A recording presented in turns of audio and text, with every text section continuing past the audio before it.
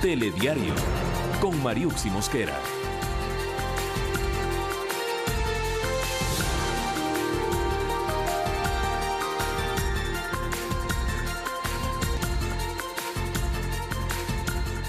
¿Qué tal, amigos? Muy buenas noches, bienvenidos a Telediario. Enseguida los titulares de las noticias más importantes que se han generado a lo largo de este día. Bienvenidos.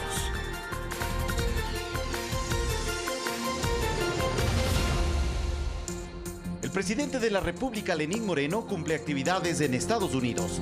Hoy participó en la 73ª Asamblea General de la Organización de Naciones Unidas, presidida por la ex canciller María Fernanda Espinosa. 223 organizaciones políticas participarán en las elecciones seccionales de marzo de 2019. Así lo aprobó el Consejo Nacional Electoral. La defensora del pueblo, Gina Benavides, pidió disculpas públicas a los ciudadanos que fueron judicializados en el anterior gobierno en los casos Los 10 de Luluncoto, Yasunidos y periodistas del país. Esta es la Semana Internacional de las Personas Sordas. En el país hay aproximadamente 200.000 ecuatorianos que viven con esta condición. Ecuador ocupa los primeros lugares de la región en la tasa de embarazos adolescentes. Las autoridades implementarán una campaña de prevención. En lo internacional, paro nacional por 36 horas en Argentina. Organizaciones sociales y centrales sindicales salieron a las calles en contra de las políticas implementadas por Mauricio Macri.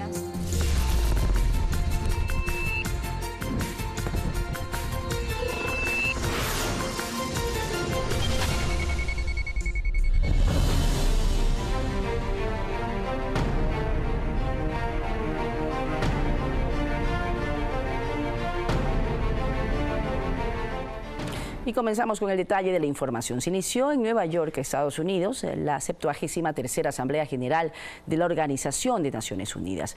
La ex canciller ecuatoriana María Fernanda Espinosa es la cuarta mujer en presidir este encuentro de carácter mundial. El presidente de Ecuador, Lenín Moreno, intervino en la ceremonia inaugural de la llamada Cumbre de la Paz, Nelson Mandela. 141 oradores están inscritos, incluidos 44 jefes de Estado y 24 jefes de gobierno. En la ceremonia inaugural de la Cumbre de la Paz, Nelson Mandela, el primer mandatario Lenín Moreno, reiteró que es un honor conmemorar el centenario del nacimiento del activista político. Uno de los hombres, sin duda, más grandes de la historia del mundo. Sin embargo, debo decir, no quisiera que se haga verdad su profecía que decía: mientras la pobreza, la injusticia y la desigualdad persistan en nuestro mundo, ninguno de nosotros puede descansar. Además, defendió el diálogo para superar problemas. La mejor alma, siempre lo dijo, es sentarse y hablar, porque ningún problema es tan profundo que no pueda ser superado si hay voluntad de todas las partes a través de la discusión y la negociación, en lugar de utilizar la fuerza y la violencia. En la cita también participaron los mandatarios de Cuba, Miguel Díaz-Canel, y el de Colombia, Iván Duque. Esa resiliencia de la cual Nelson Mandela es símbolo y que al mismo tiempo caracteriza a Colombia, nos ha ayudado a enfrentar la violencia, a ir derrotando la pobreza extrema y también a recibir con los brazos abiertos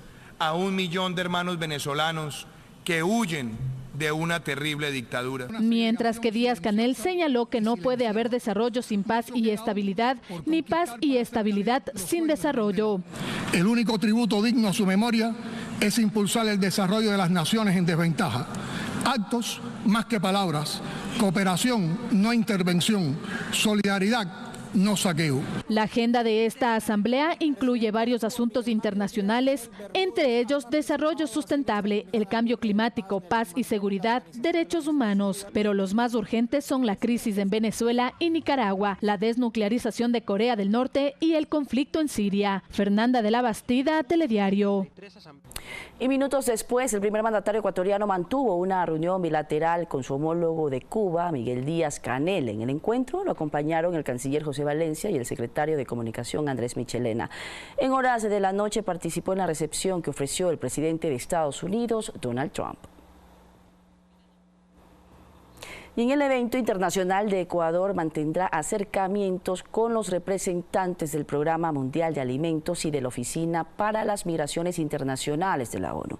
El propósito es solicitar apoyo y cooperación respecto a la crisis migratoria de venezolanos registrada en los últimos años en América del Sur. Según Naciones Unidas, la salida masiva de venezolanos hacia países de la región bordeó los 2.5 millones de personas en los últimos 4 años, siendo Colombia el país que mayor flujo recibió con casi 1 millón de ciudadanos en los últimos meses. Es la crisis migratoria más fuerte que se está enfrentando y la única manera es exponerlo y exponerlo claramente. Precisamente este país impulsará en el marco de la Asamblea General de la ONU en Nueva York una reunión con los líderes de los países en cuyos territorios se registró el ingreso de venezolanos. Reunión en la que participará Ecuador, según lo confirmó el canciller de la República, José Valencia. Y buscaremos con otras naciones de nuestra región continuar el debate productivo que ya se inició en la ciudad de Quito. En conexión con esto y porque el Ecuador es un firme creyente en que debe haber una cooperación adecuada e internacional para ayudar a los países a enfrentar esta masiva salida de casi 2.5 millones de venezolanos de su país.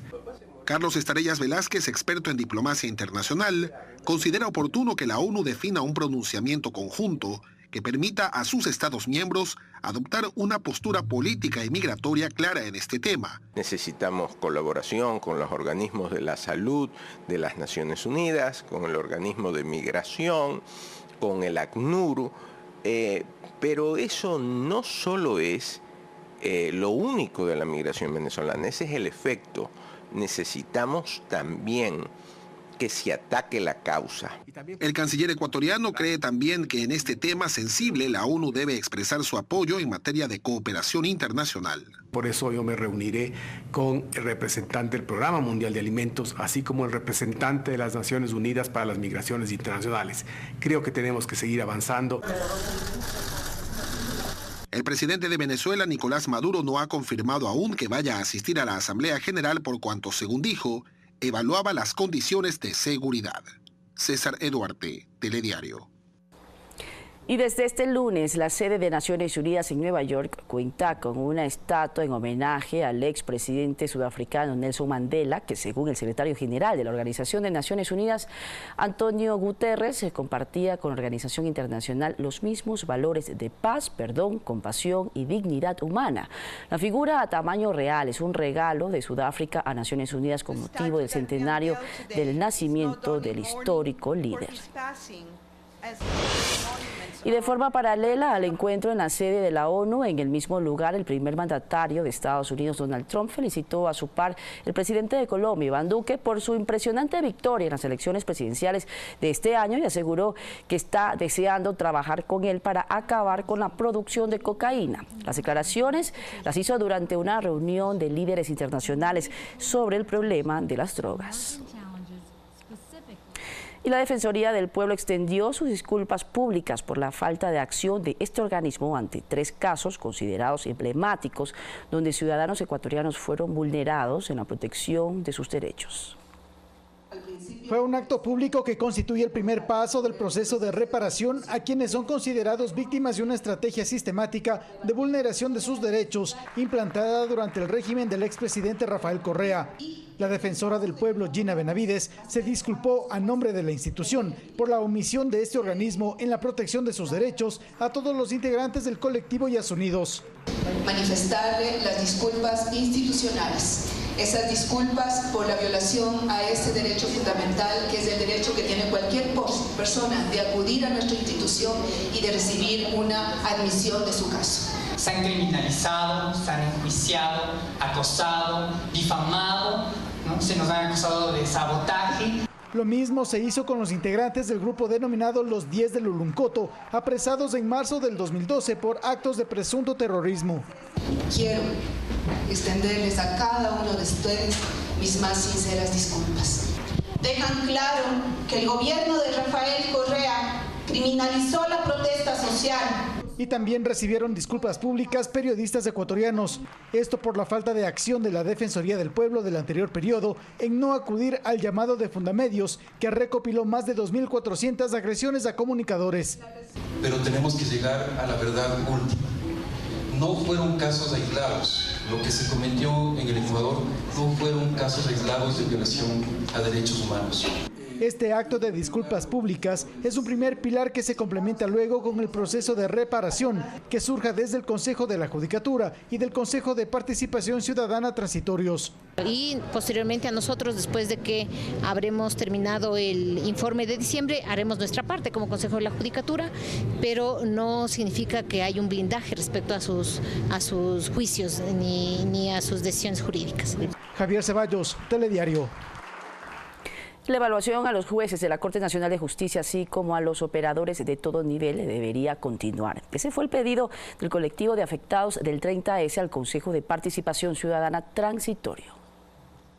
La resolución del pasado 19 de septiembre con la cual el Consejo de Participación Ciudadana frenó la evaluación a los jueces de la Corte Nacional de Justicia y cualquier operador por parte del Consejo de la Judicatura Transitorio los movilizó. Son los afectados por los procesos judiciales que derivaron de la revuelta policial del 30 de septiembre de 2010, quienes consideran que fueron muchos de estos juristas y fiscales los que no permitieron que se haga justicia. No estamos de acuerdo con esta incrustación de la mano en la justicia que propició Correa y que todavía están ahí en las Cortes. Fiscalía montó o planificó este tipo de delito. Y por lo cual ahora piden al Consejo rever esa decisión que dilataría aún más que la justicia se pronuncie en sus procesos. Y perderíamos días importantes de investigación y de análisis. Entregaron por escrito el pedido en la Secretaría del organismo. No obstante, un cambio sobre esta resolución se presenta difícil, pues en el propio Consejo de la Judicatura están de acuerdo con no evaluar a los jueces y que esta competencia quede para los vocales definitivos. Entonces a mí me parece que sí es relevante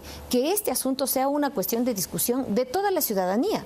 Queremos un sistema de justicia que tenga las mismas prácticas o que definitivamente institucionalizar un sistema de justicia independiente. Incluso se espera que en las próximas horas desde el Consejo de Participación Ciudadana se solicite las ternas de las funciones del Estado y así iniciar el proceso que defina la nueva judicatura. Alex Llanos, Telediario. Y en Guayaquil, las quejas de los usuarios del sistema de justicia persisten. Esto mientras se presentó una acción de protección para exigir la evaluación a los jueces. La evaluación a los jueces es requerida a través de una acción de protección que pretende dejar sin efecto la resolución del Consejo de Participación Ciudadana y Control Social Transitorio. ¿Por qué se va a esperar 2 meses o más? ¿Por qué? Si es una obligación constitucional y si consideran que éticamente el Consejo de la Judicatura tiene cuestionamientos, pues que el propio Consejo de Participación Ciudadana asuma tal responsabilidad. De acuerdo al solicitante, en el sistema de justicia continúan prácticas no acordes con su función. Porque se sigue negociando con la justicia en determinados casos. Así lo reveló también una usuaria, quien ha palpado de cerca la tardanza para resolver la situación penal de su familiar detenido en un caso de drogas.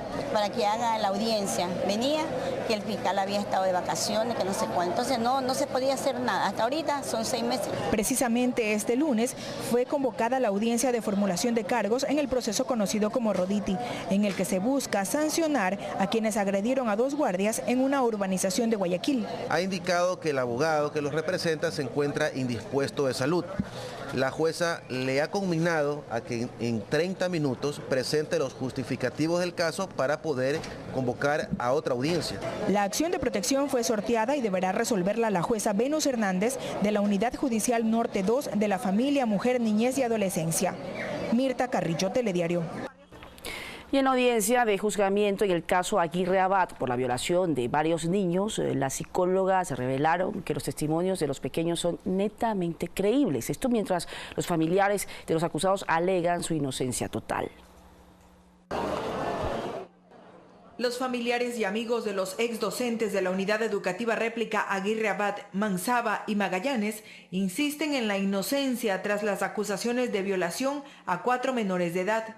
más de 180 profesores del mismo colegio respaldándolos a ellos como docentes. O sea, yo me imagino que si alguien es culpable no va a tener el apoyo de los docentes, porque si alguien es culpable tiene que pagar su culpa. Este 24 de septiembre se cumplió la parte inicial de la audiencia de juzgamiento en el proceso iniciado hace cerca de un año. Son más de 100 testigos, hasta el momento la Fiscalía lleva 11 testigos que ha presentado. Estuvo la psicóloga, trabajadora social y unos testigos policías del Departamento de Criminalística en cuanto a este caso. La defensa de las víctimas reveló algunos datos ventilados en la diligencia. Las psicólogas dicen que los niños están diciendo la verdad y que a su vez están indicando de que han sufrido abuso sexual y tipos de violaciones. La continuación de la audiencia de juzgamiento será el martes 25 a las 13 horas y comparecerán los policías que recabaron evidencias en la aprehensión de los profesores acusados de abusar sexualmente de sus alumnos. Mirta Carrillo, Telediario. Y según los familiares de los periodistas de Diario El Comercio asesinados en Colombia por alias Guacho, la Fiscalía ecuatoriana poco o nada ha avanzado en la investigación de este suceso, más aún con la ejecución de las diligencias solicitadas por ellos. Ricardo Rivas, hermano del fotógrafo Paul Rivas, recordó la necesidad de que el cabecilla del Frente Oliver Sinisterra sea capturado vivo para que pueda decir todo lo relacionado al secuestro de los comunicadores. Bueno, sí, efectivamente, este 26 se cumplen ya 6 meses de lamentable secuestro y posterior asesinato de Paul Efraín y Javier, y las investigaciones pues no avanzan, están lentas realmente en el lado ecuatoriano. La Fiscalía no ha dado paso a muchos trámites que hemos pedido nosotros como familiares. Esas indagaciones, esas diligencias que se han solicitado pues están retrasadas, simplemente se despacharán en el momento que sea oportuno. No sabemos cuál es el momento oportuno que el fiscal de turno pues lo ha mencionado. Y esta noche nos acompaña el ingeniero Santiago Campos, gerente general de Banecuador.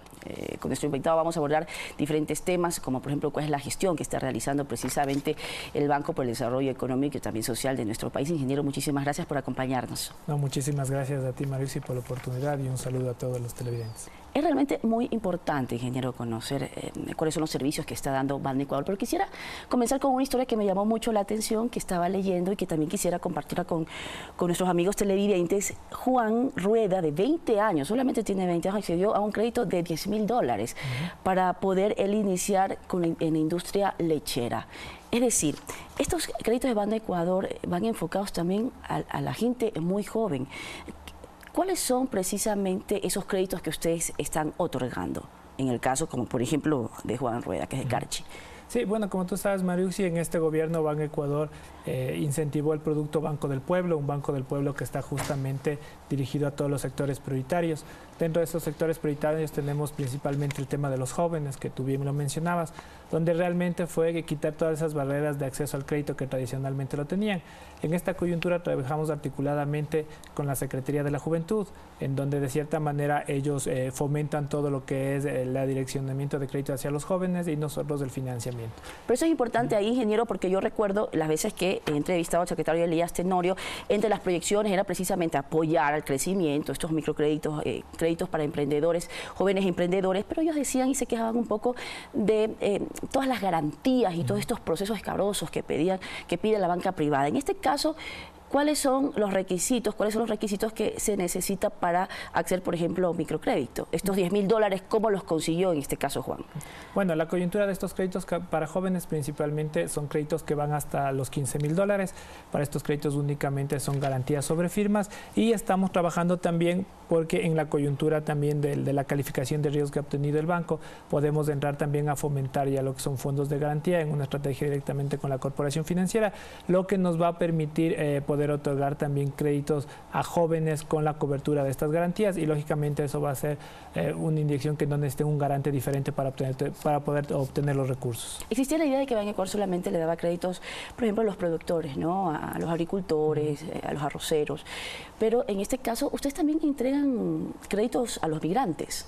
Así es, dentro de la misma coyuntura del Banco del Pueblo que te mencionaba, Mariuxi, justamente están los sectores priorizados, que están los jóvenes, están los migrantes, están las personas con discapacidad, están también las mujeres que conforman la economía popular y solidaria, y adicionalmente todos los grupos que de cierta manera tradicionalmente han sido excluidos del financiamiento de la banca tradicional, ¿no? Recordamos que Banecuador fue el primer banco que apenas 3 días sucedido el pasado terremoto del 2016 que devastó principalmente Manabí y la provincia de Esmeraldas, ustedes entregaron créditos. Así es.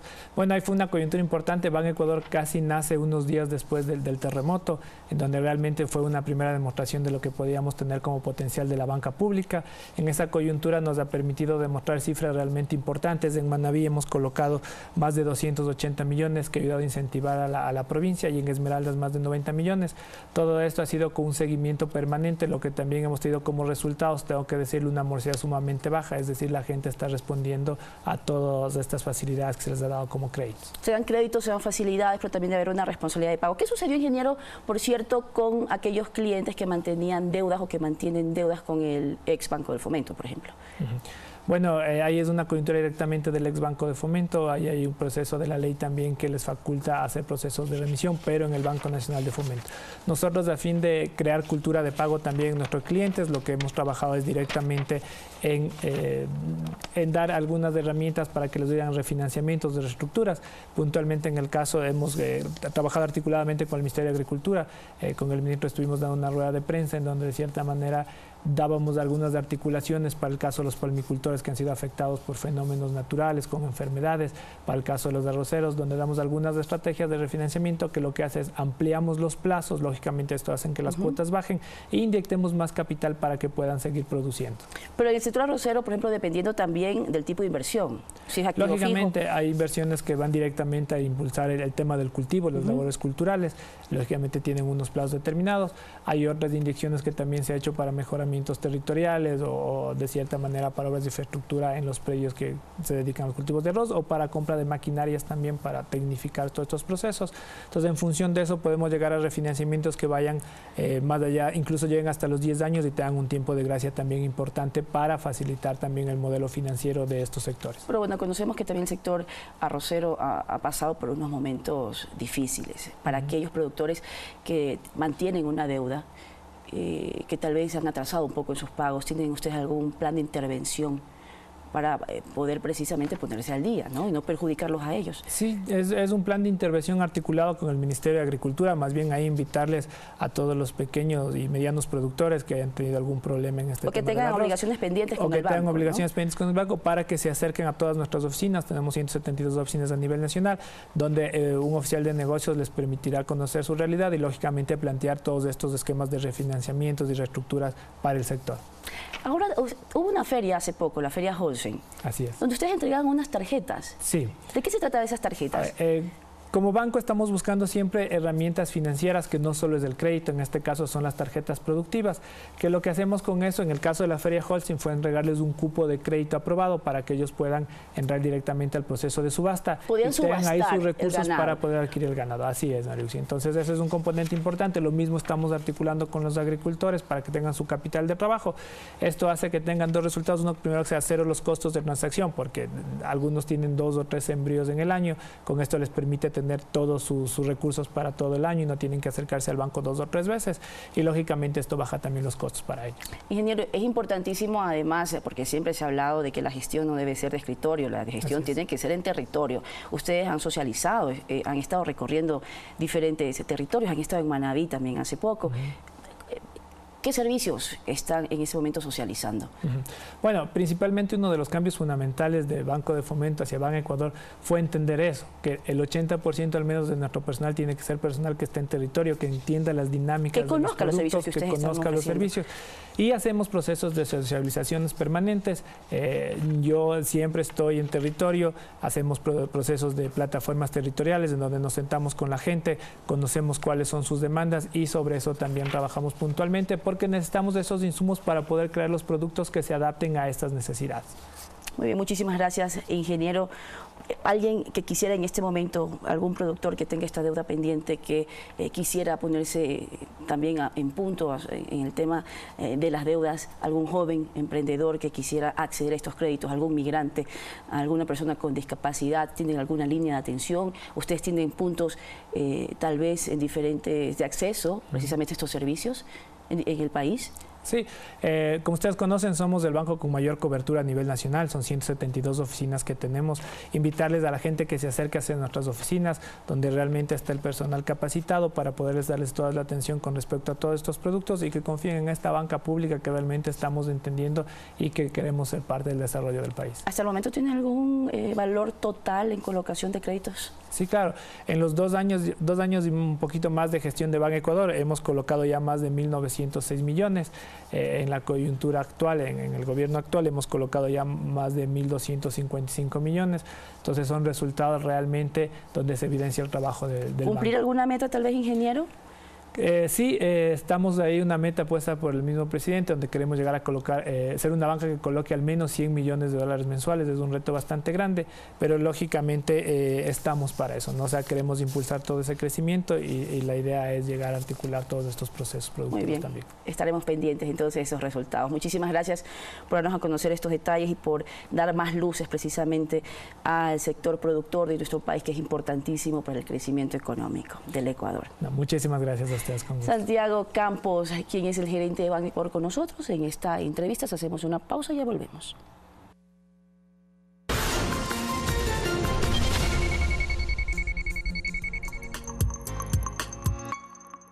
Hoy, Aje encuentra un video de Lale. Hola, niña. ¿Qué hay en esta cinta?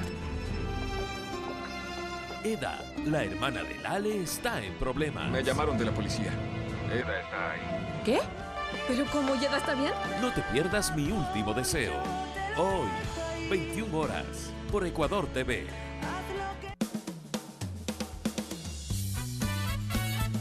Eres del país más bonito del mundo. Aquí sentimos amor del profundo. Eres el que está conectado, haciendo el trabajo soñado.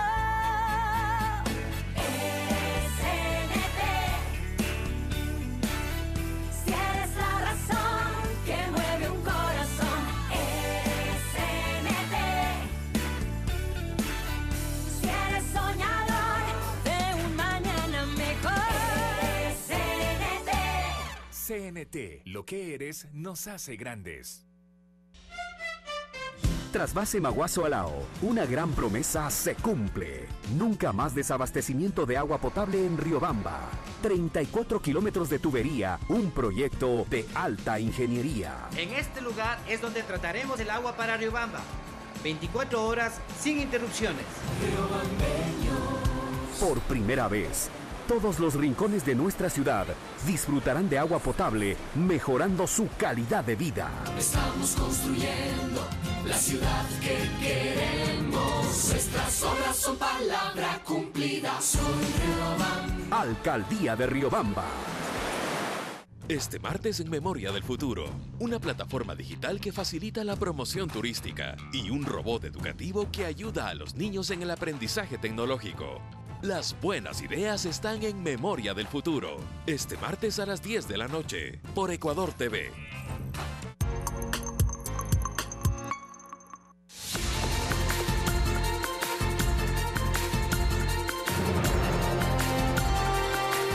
Estamos de regreso con más noticias. Les contamos que como parte de las reformas a la Ley Orgánica de la Función Legislativa en la Asamblea Nacional, se discute sobre la necesidad de incorporar un mecanismo para poder controlar, pero también sancionar posibles actos irregulares de parte de los legisladores. Ante la Comisión de Justicia, Eliseo Azuero presentó su iniciativa.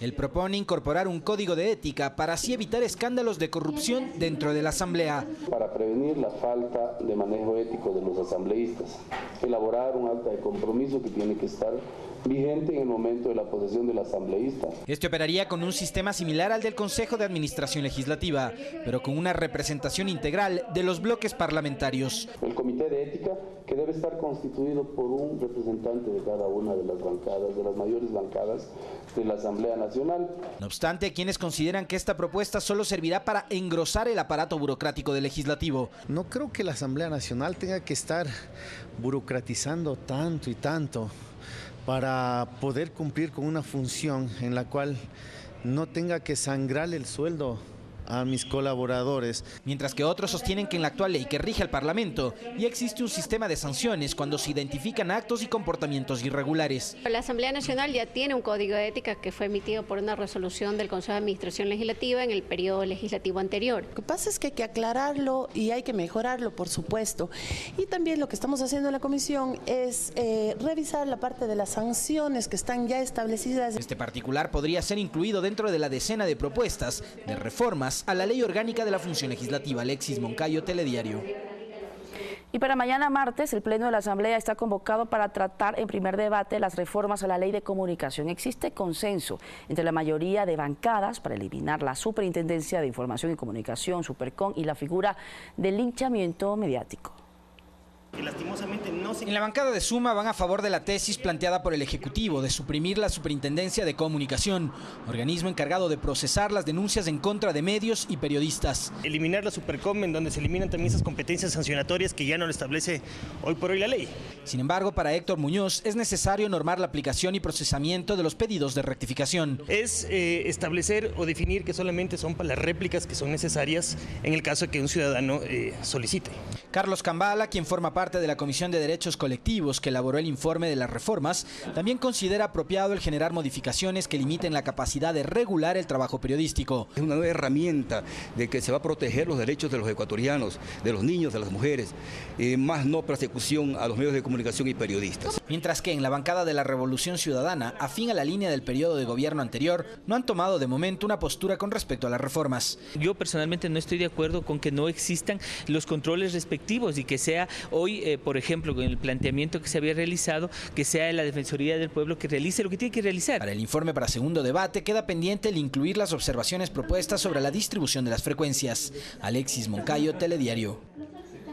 Y con 9 votos, la Comisión de Fiscalización aprobó el informe que sugiere llamar a juicio político al exministro de Finanzas, Carlos de la Torre, a quien se lo señala por haber utilizado en otros fines los recursos destinados a la reconstrucción de Manabí y Esmeraldas, provincias afectadas por el terremoto de abril de 2016. De aquí, el proceso pasará al Pleno de la Asamblea Nacional.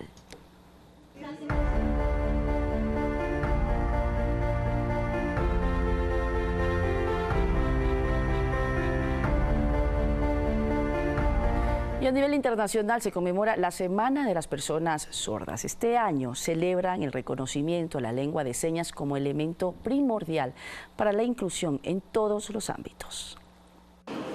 Para las niñas y niños sordos, recibir clases en lengua de señas representa abrir su mundo a un amplio abanico de opciones. Las personas sordas y las personas oyentes, ya sí, nos podemos comunicar, podemos ser amigos, podemos ser solidarios, también podemos incluirnos, es verdad. Sí, las personas sordas y las personas oyentes sabemos muchos, podemos compartir la comida, podemos ayudarnos. Las personas sordas y las personas oyentes podemos incluirnos, por ejemplo, en la universidad, también podemos estudiar, podemos estar felices, podemos celebrar esto en todo el país. Se trata de estudiantes del Instituto Nacional de Audiología y Lenguaje, en donde celebran junto a sus maestros la Semana Internacional de las Personas Sordas. Sí, muy bien, estamos en una fiesta, es la Semana Internacional de las Personas Sordas. Para esta comunidad, conformada por más de 200.000 personas en Ecuador, según el último censo del 2010, la conmemoración permite poner sobre la mesa los logros y retos de las personas con discapacidad. Silvana Moreno es la primera rectora sorda y promueve el empoderamiento de derechos y la inclusión. Y sensibilizar para que se respete y se dé un trato justo a las personas sordas y que haya un mayor compromiso del gobierno a la población sorda. Porque la sociedad está cambiando su manera de pensar, se está abriendo. Entre las necesidades más urgentes plantean la inclusión laboral. Para las entrevistas de trabajo se requiere, es necesario el intérprete para igual pasar la información a la persona sorda. Hay grandes avances, iniciativas, por ejemplo tenemos las acciones afirmativas para aquellas personas con discapacidad que pueden participar en concursos de méritos de oposición. Para cumplir todos estos retos llaman a la sociedad en su conjunto a involucrarse y reconocerse en la diversidad. Sofía Montoya, Telediario.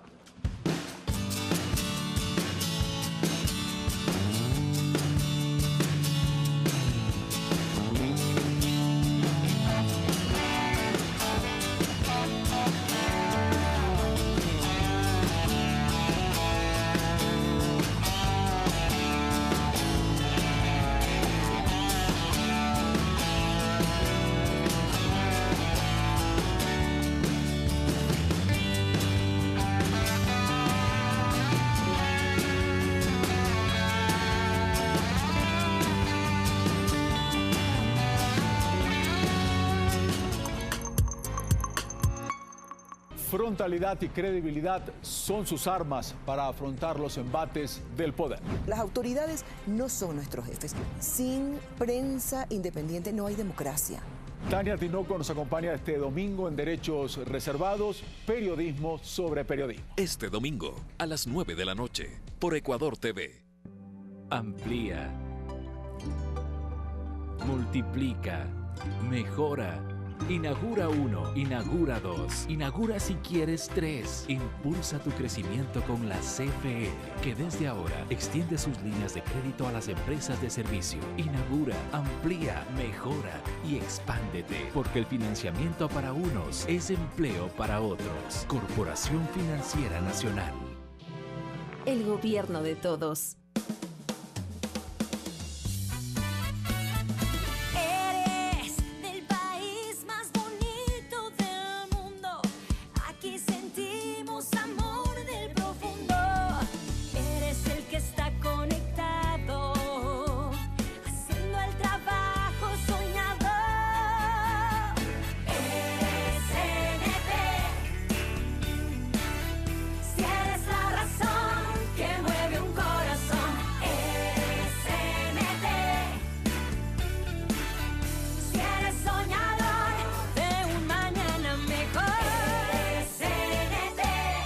CNT, lo que eres nos hace grandes.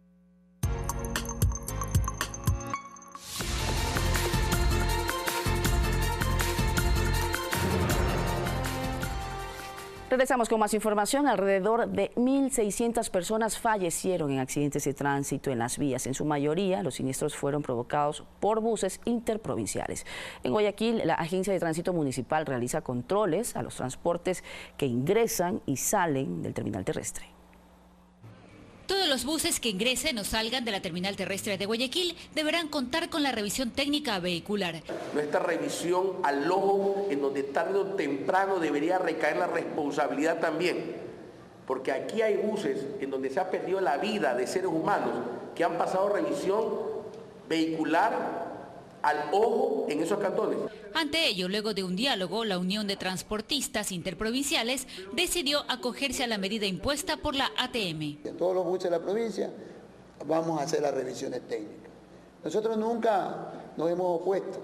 Varias provincias también se unirán a esta iniciativa. Las provincias como Manabí, como Santa Elena, como Los Ríos, que no tienen donde hacer revisión técnica, están coordinando con nosotros para nosotros poderles ayudar y que ellos vengan a hacer la revisión técnica aquí en la provincia del Guaya.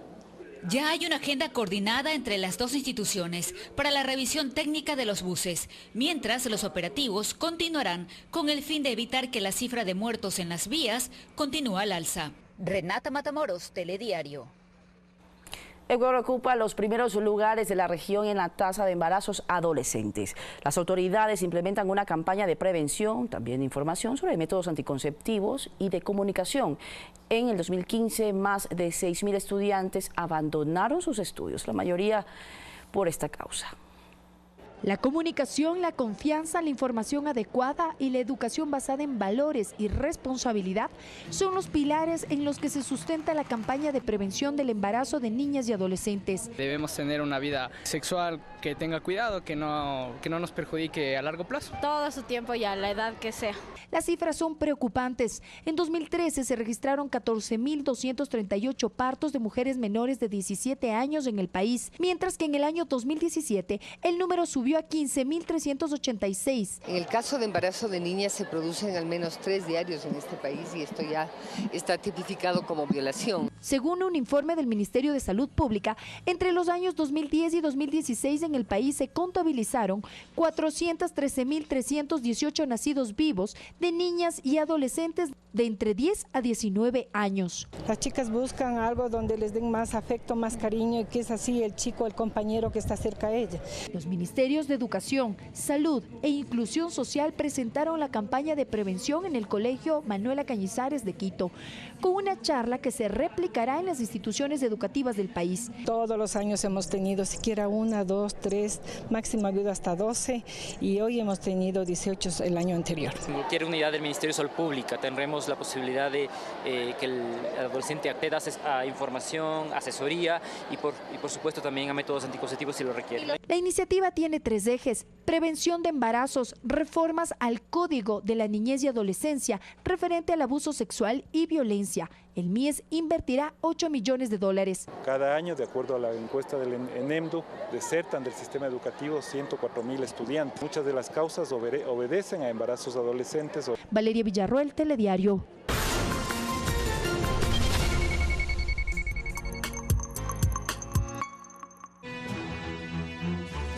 Es un tumor. ¿Cuánto tiempo me queda? 2 o 3 meses. Si sabes que tus hijos se quedarán solos, ¿tú qué harías? Mi último deseo. De lunes a viernes 21 horas. Por Ecuador TV. La remisión es para ti, para mí, para todos. Yo tenía 636 de multa y me subieron con los intereses 2.250. Gracias a la remisión tributaria, ya no pagas el 100% de los intereses, multas y recargos de tu obligación con la Agencia Nacional de Tránsito. Ahora con esa nueva ley de la remisión me bajaron otra vez a 636. La remisión tributaria se hizo pensando en ti. Aprovecha, así como Luis. Tú también puedes arreglar tu situación dentro del plazo establecido. La remisión es para todos. El gobierno de todos.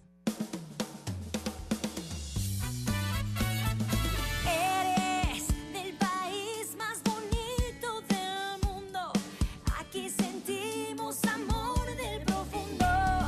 Eres el que está conectado, haciendo el trabajo soñado. Eres CNT. Si eres la razón que mueve un corazón, eres CNT. Si eres soñador de un mañana mejor, eres CNT. CNT, lo que eres nos hace grandes.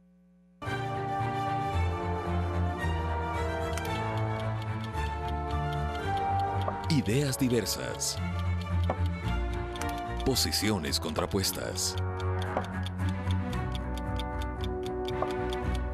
Perspectivas diferentes. Nosotros nos enfocamos en los argumentos, ustedes sacan las conclusiones. Blanco y negro. Todos los lunes a las 10 de la noche. Por Ecuador TV.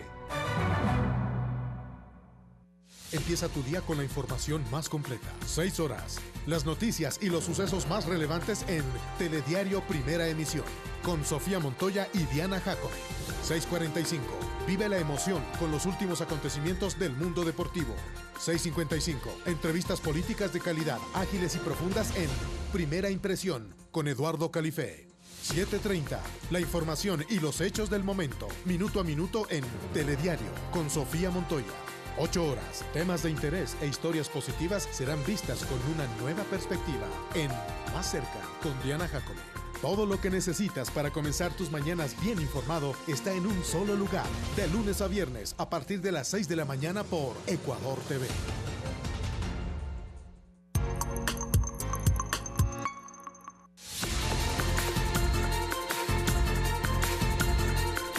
Regresamos con información del mundo. Les contamos que en Argentina las centrales sindicales y distintas organizaciones sociales iniciaron un paro nacional de 36 horas a partir de este mediodía. La movilización es en protesta por las políticas que implementó el presidente Mauricio Macri.